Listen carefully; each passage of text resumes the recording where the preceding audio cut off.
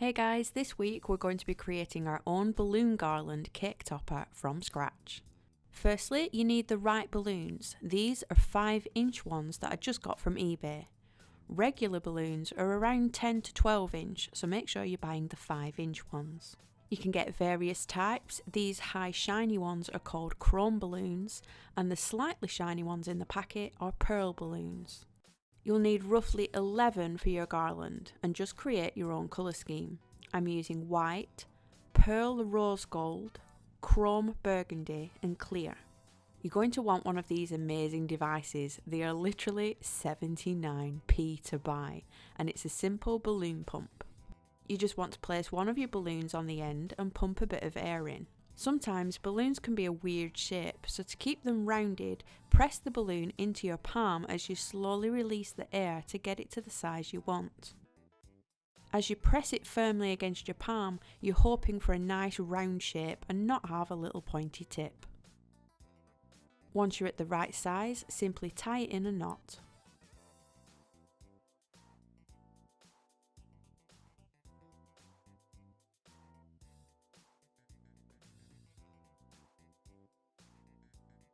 You'll want to create a whole range of different sizes. These chrome balloons are slightly different shape. Again, hold it against your palm as you squeeze the air out to keep it more rounded.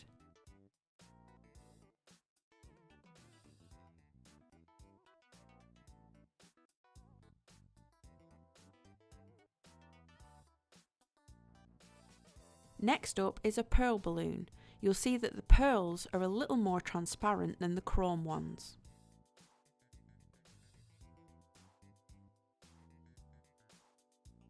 There are two types of clear balloons, these ones, and the other ones which I wish I'd have bought, called crystal clear. These ones here have a slightly more yellow tint. You want to place your balloon over an upturned funnel until the tip is in the largest part of the balloon. You can buy balloon confetti, which is either made of foil, which are the rose gold bits in here, or tissue paper, which are the pink and white ones. You can get all sorts of different colour combos. Just tip some down the funnel and stretch the balloon to wiggle them in. I'm also using the soft end of the Dresden tool to help them along. Gently remove the balloon from the funnel and you have your confetti filled balloon.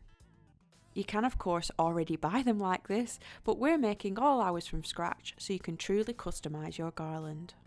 Place it over the end of your balloon pump and you'll see all the confetti inside. Again, push out the air and tie it in a knot. Most of the confetti will just stick on the bottom of the balloon because gravity. You want to create a bit of static by rubbing it against your hands, a towel or clothing, and now the tissue paper will cling to the outsides of the balloon. Keep going until you have your 11 balloons in different sizes.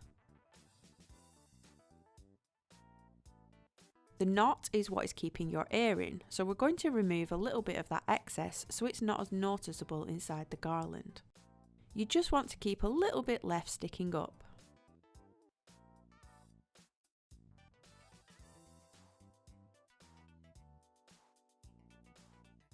Then you want 2 kebab sticks, a roll of fishing line, which you can pick up in most pound shops, and a needle. Start by tying a piece of fishing wire around the kebab stick, pulling in a good 5 or 6 knots. If you have a fishing enthusiast in the family, now would be a good time to rope them in.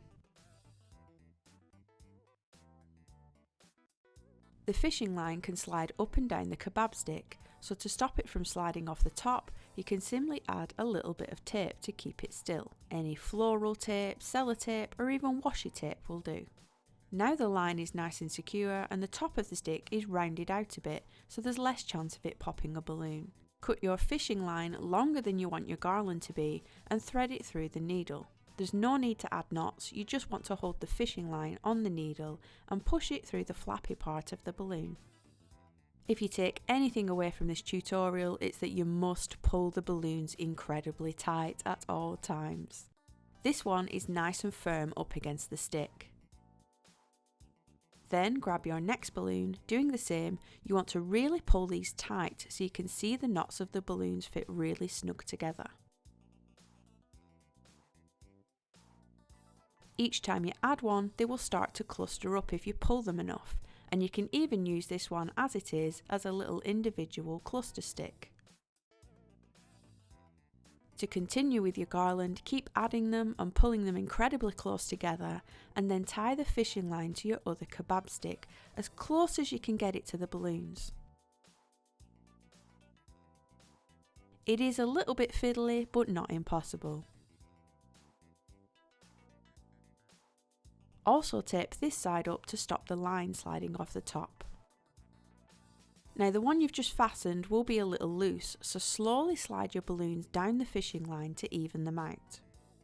I've just popped mine into some polystyrene so we can finish arranging. You can see I have two of these chrome ones close together. You can simply manhandle them and slide them around the fishing line and you'll get a new arrangement each time. Just make sure that you can't see the top of the sticks or any gaps in the balloons. If your garland is too slack, twist one of the sticks to wrap the fishing line around it.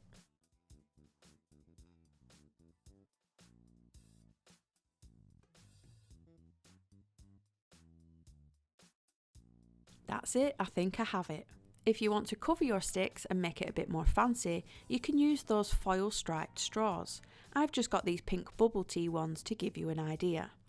You just slide the sticks through the straws and then back into your cake so that the bare sticks are covered. You can even wrap them in glitter tape. Here's another one I've done just using regular 5-inch pastel balloons in various colours. I think this one is my favourite. You just need to slide the sticks into your cake at whatever height you wish, depending on your topper. You can even have one stick higher up than the other to create a different look. Keep an eye out for these featuring in next week's tutorial.